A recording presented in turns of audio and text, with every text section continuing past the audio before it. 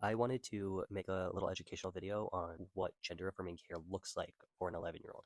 We've had some people that are just generally curious, and we've had others that say we should be in prison. Where we live in South Dakota, they don't provide gender affirming care here.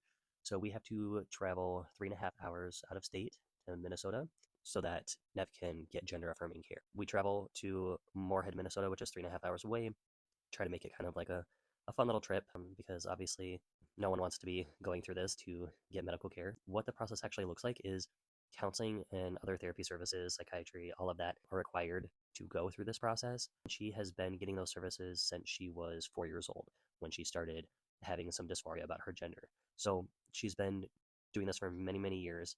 Again, no surgeries, no gender reassignment surgeries like people are envisioning, just therapy services. What they're doing, why we travel up here.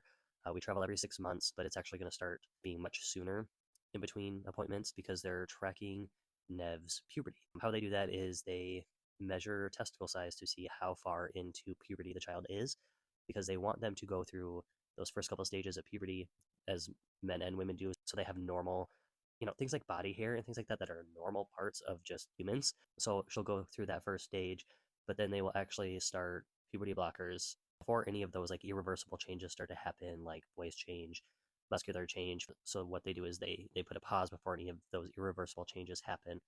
Again, no surgeries, lots of therapy. For her, this is a life-saving treatment, and so we take it very seriously, and we get her the help she needs. Nothing harmful or irreversible happening right now in this process. Just again, monitoring hormone levels and being able to pause puberty when things start to become irreversible, and then she can make that decision later on. We'll take it, day by day, week by week, month by month, year by year, and continue the process where she is comfortable. But for right now, nothing that can't be undone if she ever so chooses. It's medical care, it's mental health care.